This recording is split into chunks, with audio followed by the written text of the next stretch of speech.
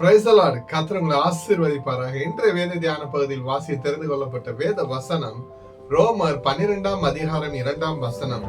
நீங்கள் இந்த பிரபஞ்சத்திற்கு ஒத்த வேஷம் தெரியாமல் தேவனுடைய நன்மையும் பிரியமும் பரிபூர்ணமான சித்தம் இன்னதென்று பகுத்தறியத்தக்கதாக உங்கள் மனம் புதிதாகிறதுனாலே மறுரூபமாகுங்கள்.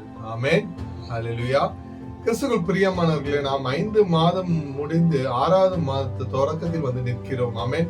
இந்த 1ஆம் தேதி உலகத்தில் உள்ள பாவ பழக்க வழக்கங்கள், சுயநல வழிகள் மற்றும் தீய எண்ணங்களுக்கு உங்கள் வாழ்க்கையை மாற்றிக்கொள்ளாதீர்கள். பரிசுத்த ஆவியானவரின் உதவியாலும் இறை வார்த்தையை கேட்பதாலும் உங்கள் சிந்தனையை மாற்றிக்கொள்ளுங்கள். ஆமென்.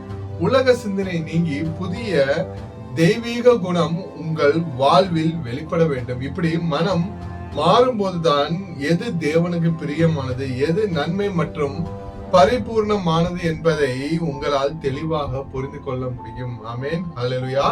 நாம் உலக மனிதர்கள் போல் வாழாமல் நம்முடைய எண்ணங்களையும் சிந்தனைகளையும் தேவனுடைய வார்த்தையின்படி தினந்தோறும் புதுப்பித்து வாழ வேண்டும். ஆமென். அப்போதுதான் தேவன் நம் வாழ்வில் வைத்திருக்கும் உன்னதமான மற்றும் முழுமையான தேவனுடைய திட்டத்தை நாம் கண்டறிந்து அதன்படி வாழ முடியும். ஆமென்.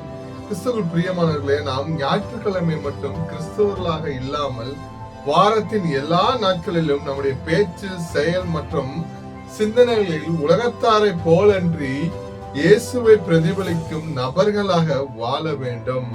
அதற்கு தினந்தோறும் வேதாகமம் வாசிப்பதும் தேவனை நோக்கி ஜெபிப்பதும் நம் மனதை புதுப்பிக்க உதவும். நம்மை அழைத்த தேவன் உண்மை உள்ளவர். கர்த்தராகிய இயேசு கிறிஸ்துவின் கிருபை உங்கள் அனைவரோடு கூட இருப்பதாக. ஆமென்.